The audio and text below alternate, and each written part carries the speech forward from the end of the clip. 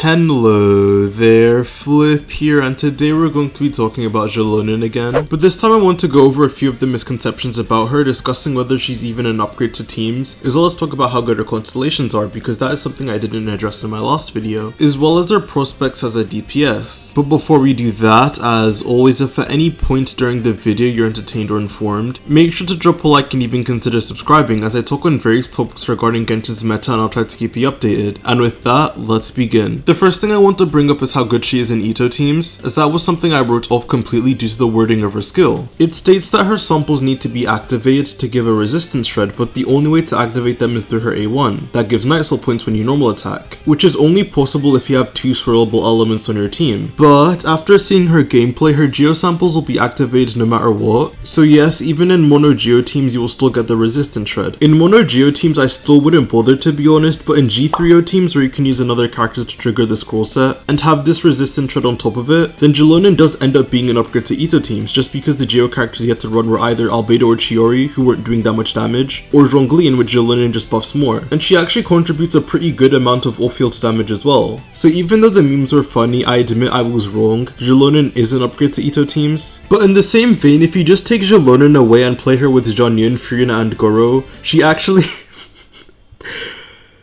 ends up just being a better DPS than Ito, having lower energy requirements as well as not running into any inconsistencies, as you just need to plunge 5 to 6 times. Even when Ito wins, he still loses, unless you decide to play an Ito plunge team, but DPS Xilonen is basically just abusing how much Zhongyun amplifies plunges, as her normal attacks kind of suck, so I'd only really recommend this if you have Zhongyun. And it does end up being like a mid-tier DPS team, as Xilonen is really the only character on the team that does damage, due to Furina having to run Favonius, so Xilonen can burst every rotation as her burst hits like a fucking truck. Not an extremely strong team, it's just funny that for such a good support, the fact that she can run DPS teams are actually not bad. It's hilarious. Now the last misconception and the focal point of this video are the allegations that Xilonen isn't anything too spectacular until you get her constellations or her weapon, which I'm going to try to disprove, as it's a rhetoric I've seen being pushed a lot in Reddit and even some of my comments on my recent video. So I'm going to explain her constellations and her weapon, and then look at how she impacts those teams at different levels of investment. Not gonna waste any more time now, so let's first look at her weapon. It's a whole lot of yapping, but essentially if you have 3200 defense, you give a team-wide 25.6% damage bonus, and Xilonen gets 3.2% crit rate and 25.6% crit damage to her attacks. Because this sword gives so much defense, you only really need one defense main stat to max this buff out, so you don't have to worry too much about reaching the caps. It's very easily achievable. Next, our Constellation one is a pile of doo-doo dookie dog shit for both her DPS and support builds. It doesn't do anything to amplify her buffing, and for her DPS playstyle in which maximizing her plunges are your best bet, I'm assuming you only get one extra plunge, in which case it's only a 10% increase. You would also think, wow, interruption resistance, this must be amazing, but it's Sino level,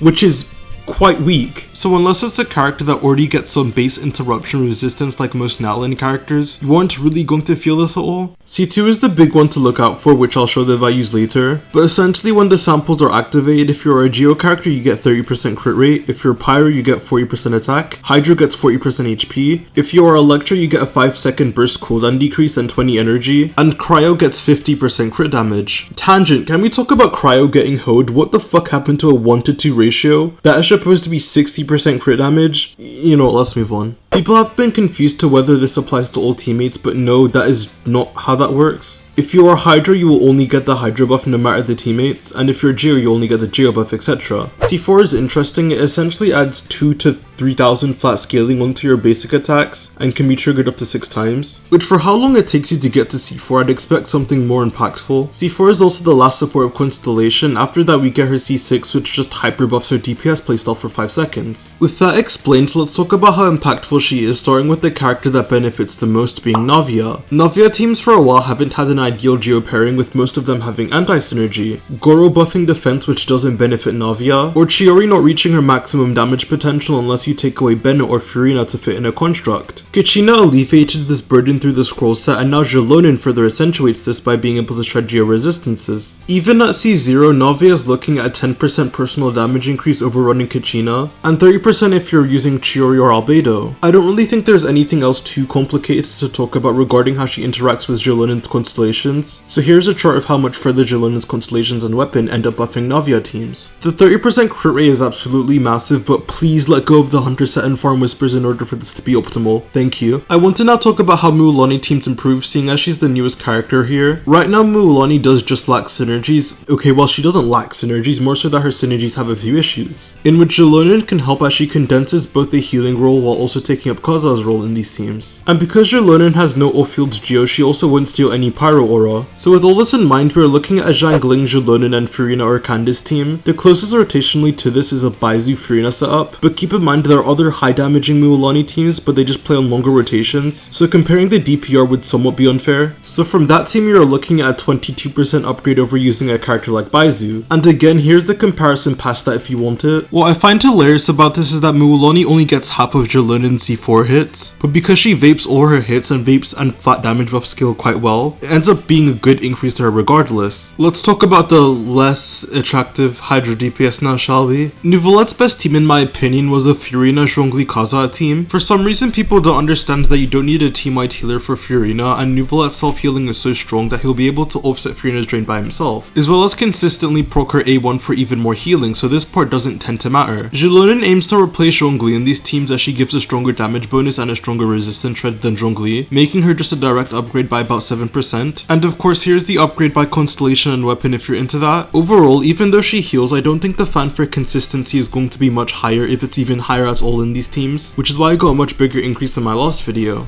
But especially if you're starting at 100% HP, Xilonen's healing really shouldn't be contributing that much when Neuvillette is already healing himself so much, so her being a healer doesn't really bring anything to the team. That is my piece, but overall Neuvillette still benefits a decent bit from Xilonen. The last character I want to talk about is Hu Tao, who is the most interesting. You of course are running a double Hydra team with Xilonen as your healer of choice. You should be cycling from her to Xilonen and then into your Hu Tao, so every rotation that should be 3 characters getting some healing, which in tandem with Hu Tao eating some of her health makes this team have some pretty solid fanfare generation. But there are 2 things I need to address, the first being that Hu Tao gets no benefit at all from the scroll set because she has no way of applying pyro for this to take effect, so the Hydra characters are the only ones getting buffed damage bonus wise. Also regarding Xilonen C2, it buffs attack, which Hu Tao doesn't benefit from massively, so ironically enough the best early scaling to this team is by getting Xilonen's weapon instead, as it ends up being a bigger increase until C3. Another thing is that Plunge Hu Tao is just better for Hu Tao's damage. Zhanyan is broken, what a surprise. But in terms of overall team damage, it is going to even out just because you get a lot more Yulon waves on Hu Tao Xilonen teams, while she amplifies their damage more than Zhanyan on VV. So it is a nice side grade to our Plunge teams. Lastly, we can talk about DPS Xilonen because as I said in the beginning, it genuinely isn't bad because Zhanyan is a stupid character. The funniest thing about calculating this is that using her with the new Natlin craftable is only slightly worse than getting her signature weapon, and that's because the amount of defense they give ends up being close to the same. The elemental damage bonus doesn't apply to herself, and the crit rate and crit damage boost is basically what is making up the difference. So assuming my assumption of 6 plunges is correct because leakers have not confirmed this, I do think even though it's not her recommended application, if you really want to on-field her with Zhanyan, you can. Unlike the other calculations I did for this video, I just assumed you pulled her weapon because I was lazy and forgot to change it, so just keep that in mind that this is direct vertical scaling assuming you have her weapon. In conclusion, even at C0, Xilonen is an amazing character that is an upgrade to some of the best damage dealers in the game, as well as making other setups much easier that we didn't have with Kazuha. I didn't even mention the fact that her buffs just last longer as well, so unlike when you lose VV uptime midway through a Kazuha rotation, with Xilonen you could trigger her buffs once and it can last long enough to switch to another character and then have your DPS's full 10-second window. She doesn't have grouping utility, but because of all her other upsides, I think it's worth that trade-off sometimes. And with that, thank you guys so much for watching. If you enjoyed the video, make sure to like, subscribe, and comment your thoughts on Xilonen, as I'd love to hear and I respond to almost every single comment. Thanks again for watching, and I'll see you guys on the flip side. Peace.